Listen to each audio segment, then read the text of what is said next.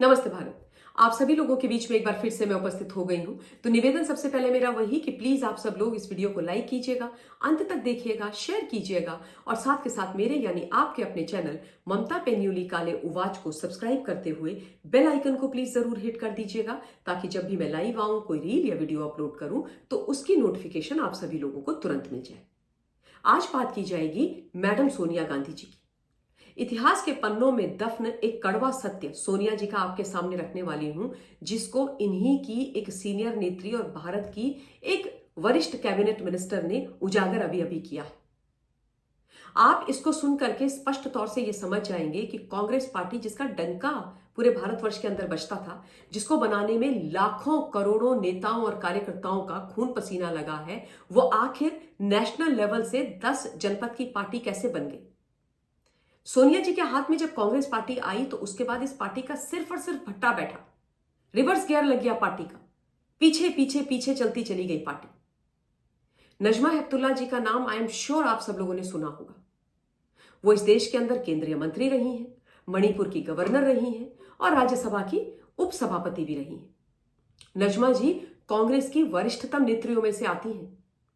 देश की पूर्व प्रधानमंत्री स्वर्गीय श्रीमती इंदिरा गांधी जी की वो लाडली हुआ करती थी और हैंडपिक करके इंदिरा जी नजमा जी को कांग्रेस में लेकर के आई थी।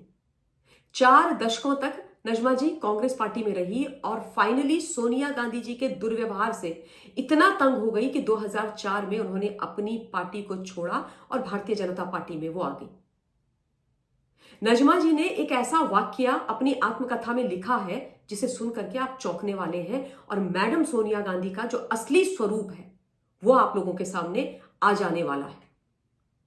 आत्मकथा जिसका शीर्षक है in pursuit of democracy beyond party lines में नजमा जी लिखती हैं कि 1999 में जब उनको आईपीयू का अध्यक्ष बनाया गया, आईपीयू अर्थात इंटर पार्लियामेंट्री यूनियन, तो उनकी खुशी का ठिकाना नहीं रहा।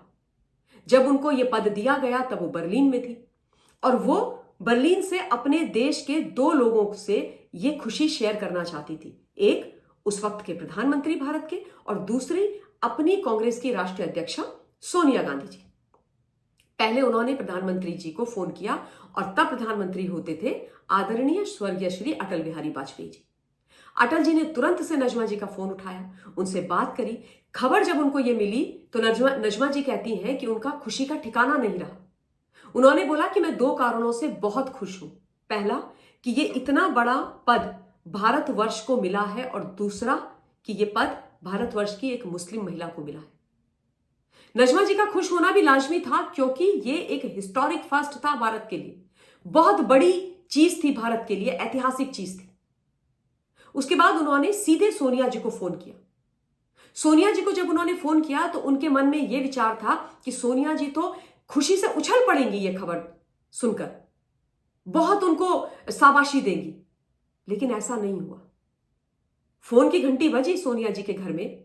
फोन उनके घर के किसी व्यक्ति कर्मचारी ने उठाया और बोला कि मैडम बिजी हैं। नजमा जी कहती हैं कि मैंने बोला कि मैं बर्लिन से फोन कर रही हूं, लेकिन उसके बावजूद जो व्यक्ति उस तरफ था फोन पर, मैडम का असिस्टेंट, उसने कहा कि आप होल्ड करिए। नजमा जी कहती हैं कि उन्होंने बर्लिन से फोन लाइन को पूरे 1 घंटे तक होल्ड किया। 1 घंटे तक नजमा हेपतुल्ला जी बर्लिन से फोन को होल्ड करके बैठी रही कि सोनिया गांधी जी आकर के उनसे बात करेंगी और फिर खुशखबरी आईपीओ की प्रेसिडेंट बनने की वो सोनिया जी को देंगी। लेकिन 1 घंटे इंतजार करने के बाद भी सोनिया जी ने नजमा जी से बात नहीं करी। इस प्रकार का आचरण, एटीट्यूड मैडम सोनिया गांधी का रहा है, जो आज बहुत बड़ी बड़ी बातें करती हैं। यही होता है ना हिंदुस्तान। जब आप विदेश से आओ, इस देश की जो एक बहुत बड़ी राजनीतिक परिवार वाली पार्टी है, उस पार्टी के नंबर 1 फैमिली के बेटे से शादी कर लो और प्लेटर में आपको बिना कुछ करे धरे, बिना इस देश का व्यक्ति नागरिक हुए सब कुछ मिल जाए, तो आपका दिमाग, बुद्धि भ्रष्ट होना और दिमाग खराब होना लाजमी सी बात है। मैडम सोनिया गांधी के साथ भी यही हो आई। उसके बाद गांधी परिवार और कांग्रेस पार्टी दोनों उनकी हो गई और फिर तो भाई अहंकार का कोई ठिकाना ही नहीं रहा। और ये तो एक ऐसा वाकया है। मैं आपको जिम्मेदारी के साथ बोल रही हूं कि मैं हजारों लाखों ऐसे वाकये जानती हूं जो मैं आपके साथ शेयर कर सकती हूं कि किस प्रकार से सोनिया जी जब कांग्रेस की हेड बन गई, कर्ता धर्ता बन गई, तो कैसे बेइज्जती पे बेइज्जती इन्होंने उन लोगों की, उन नेताओं की, उन कार्यकर्ताओं की करी जिनकी अहम भूमिका रही है आज कांग्रेस पार्टी को कांग्रेस पार्टी बनाने में, जिनकी बदौलत आज पूरा गांधी परिवार लोकसभा और राज्यसभा में है, तीनों के तीनों, माताजी, बेटा और बेटी। और यही आचरण आपको राहुल गांधी में भी देखने को मिलेगा। और ये मैं नहीं बोल रही हूं, कांग्रेस के तमाम वो वरिष्ठ नेता जो कांग्रेस को छोड़ के आज भाजपा चले गए हैं, वो ये बोलते हैं कि हम राहुल गांधी से मिलने के लिए टाइम मांगते थे, लेकिन राहुल ने टाइम हमें नहीं दिया, कभी अपॉइंटमेंट नहीं दिया, हमसे मिले नहीं, महीनों महीनों सालों साल वेट कराया पर राहुल मिले नहीं। हेमंत बिस्वा शर्मा जी का तो कुत्ते का बिस्किट वाला जो वाकया है वो तो बहुत फेमस है, वो भी आपने सुना होगा, उस पर मैं अभी जाना चाहती नहीं हूं। लेकिन सोचिए, देश के प्रधानमंत्री अटल जी ने तुरंत फोन उठाया, बात करी, जबकि तब नजमा जी कांग्रेस में थी, लेकिन उनकी खुद की राष्ट्रीय अध्यक्षा ने घंटा भर इंतजार कराने के बाद भी बात नहीं करी। जो लोग अपनी पार्टी के नेताओं का सम्मान नहीं कर सकते, भारत को एक ऐतिहासिक पद मिले, उनकी नेत्री के द्वारा उसका सम्मान नहीं कर सकते, वो सोनिया गांधी और उनके बच्चे इस देश का सम्मान करेंगे? इस देश को यदि उन्नति मिलेगी, ये देश विकास की राह पर दौड़ेगा या दौड़ रहा है आज, तो वो खुश होंगे? कदापि नहीं, सवाल ही पैदा नहीं होता है। और इसलिए ये विषय आप लोगों के सामने रखना बहुत आवश्यक है, ताकि जो असली चरित्र चित्रण है वो आपके सामने किया जाए और आप समझें कि हाथी के दांत इनके खाने के और दिखाने के कितने अलग अलग हैं।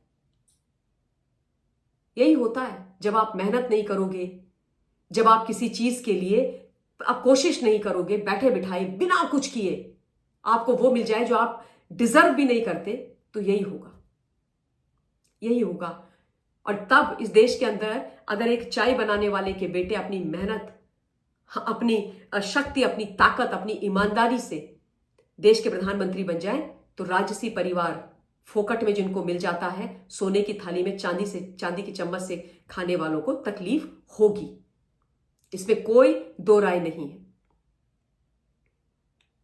आई would request you all to please go through this book, क्योंकि इसमें कई और खुलासे होंगे। मेरे लिए यह बहुत महत्वपूर्ण विषय था, इसलिए मैंने आप लोगों के बीच में रखा है। और सोनिया जी की कई और चीजें हैं जो मैंने आपको पहले भी बताई हैं अपने लाइव के माध्यम से, आगे भी बताती रहूंगी।